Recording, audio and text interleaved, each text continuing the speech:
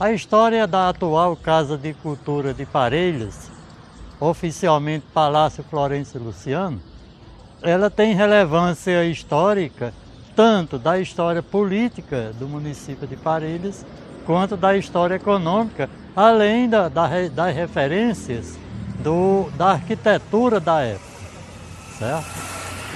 O projeto da Casa de Cultura de Parelhas atual data de 1930, quando começou a construção. Essa construção foi projetada para fazer parte do conjunto arquitetônico do prédio do Cinema Ipiranga, anexo à Praça Padre Bento, atual Praça Arnaldo Bezerra, o Mercado Público. Então veio o conhecido Sobrado de Doutor Agil, que ficou conhecido porque foi o primeiro prédio na cidade com sobreloja, que chamava-se Primeiro Andar. E descendo logo após o sobrado, vieram os sobrados de Bernardino de Sena. Tá? Nesse prédio, que foi inaugurado em 1933, foi projetado e construído pelo fazendeiro e prefeito da época, Ageu de Castro.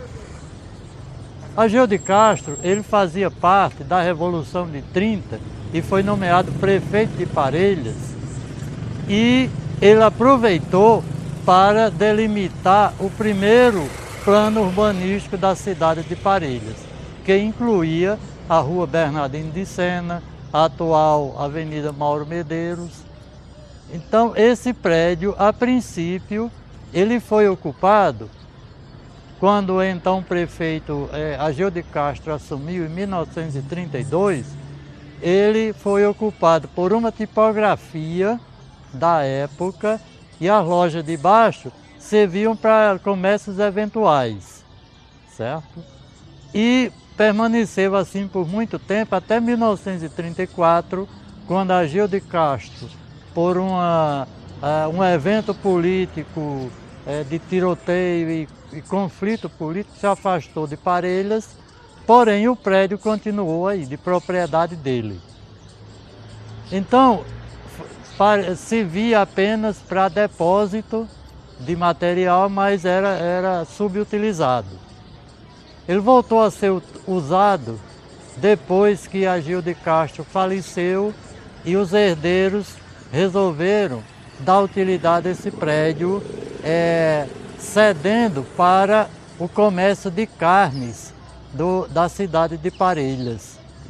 O comércio de carne na época era todo centralizado na parte térrea deste sobrado, certo?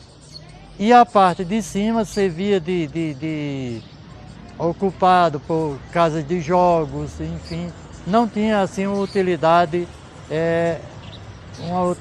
certa, era só eventual. Só a parte de baixo era ocupada pelo comércio de carne da cidade, certo?